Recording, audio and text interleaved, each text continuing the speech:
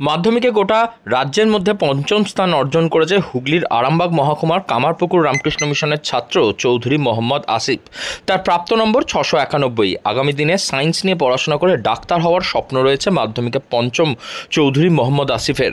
মাধ্যমিকের ফল প্রকাশ হওয়ার পরই খুশির হাওয়া পরিবার পরিজন ও স্কুলের মধ্যে। গোঘাট থানার অন্তর্গত শেওড়া পঞ্চায়েতের আমডোবা গ্রামে বাড়ি চৌধুরী মোহাম্মদ আসিফের।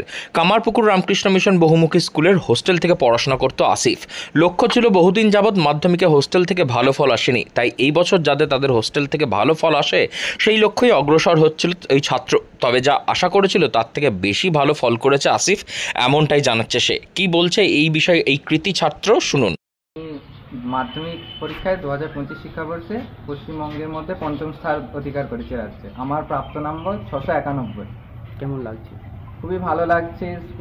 স্কুলের জন্য র্যাঙ্ক আনতে পেরেছি। স্কুল থেকে অনেক সাপোর্ট করেছে, বিশেষ করে হোস্টেলের থেকে শেষ 2010-এর পর আবার আমাদের হোস্টেল থেকে আমরা র্যাঙ্ক আনতে পেরেছি। খুবই ভালো লাগছে। কাকে বেশি এটা দেবে? বলতে গেলে বেশিরভাগ সময় আমরা হোস্টেলেই থাকতাম, যেহেতু হোস্টেলে স্কুল মহারাজ, হোস্টেলে বিভিন্ন দাদারা, টিচাররা তারা আমাদের সাপোর্ট করেছে, আমাদের অনেক অনুপ্রেরণা জুগিয়েছে, মোটিভেশন দিয়েছে। তাছাড়া মা বাবা দুজনই দেখা করতে আসতেন, তখন অনুপ্রেরণা দিতেন, সাপোর্ট দিতেন। সবারই কৃতিত্ব একের সাথে থাকে। কতক্ষণ পড়াশোনা করতে? প্রথম পড়াশোনা বলতে গেলে হোস্টেলে যেমন সকাল রাত্রি থাকতো, তাছাড়া নর্মাল স্কুল ডেতে সকাল রাত্রি হতো। আর ছুটির পর থেকে আমরা সকাল রাত্রি নিয়মিত পড়াশোনা করতাম। আর স্কুল টাইমটা যেটা ফাঁকা থাকতো ওই টাইমটায় আমরা প্রায় 4 ঘন্টা ওই সময় পড়তাম। আর এমনি নর্মাল সময় 4 ঘন্টা, 8 ঘন্টা মোটামুটি হয়ে যেত পড়াশোনা।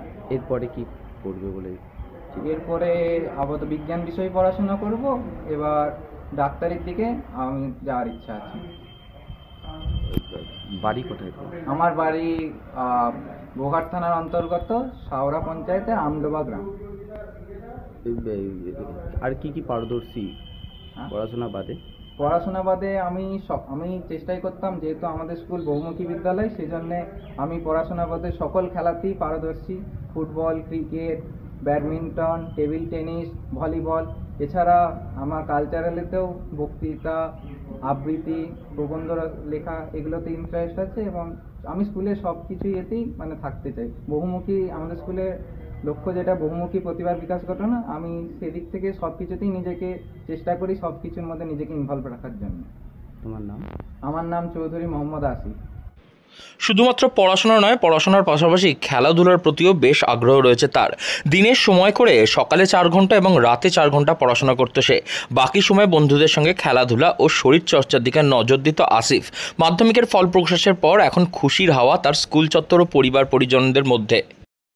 তো খুব আনন্দ হচ্ছে, ভগবানের কাছে কৃপায় আর কি হয়েছে, স্থান পেয়েছি। আমরা তো টার্গেট করেছিলাম, একটু আশা করেছিলাম যে 1 থেকে 10-এর মধ্যে যাতে র্যাঙ্ক করতে পারে, সেই আশা পূরণ হয়েছে। খুব ভালো লাগছে, অনেকটাই খুশি। হ্যাঁ। এরপর ছেলের ভবিষ্যতের জন্য যেটা ছেলে করতে চাইছে সেই দিকেই কি এগোবেন আপনারাও? হ্যাঁ, ওর এতেই চলবো।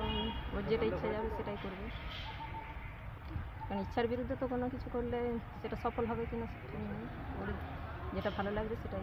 ছেলে পড়াশোনা বাদ দিয়েও খেলাধুলা অনেকটাই পারদর্শী বলছে। হ্যাঁ, এমনি খেলাধুলা করতে এখানে মোটামুটি প্রাইজও পেয়েছে আর পেয়েছে। আপনার নাম? আমার নাম আয়েশা খাতুন। দিনে মাত্র 8 ঘন্টা পড়াশোনা, বাদবাকি সময় বন্ধুদের সঙ্গে খেলাধুলা, আড্ডা, গল্প এইসব নিয়ে থাকতো মোহাম্মদ আসিফ। এবং মাধ্যমিকে যে এত ভালো ফল করবে তা নিজের কল্পনাতীত, কিন্তু এই ভালো ফল করার পর খুশির হাওয়া একেবারে কামারপুকুর জুড়ে। হুগলি থেকে রাহি হালদার, লোকাল 18 বাংলা।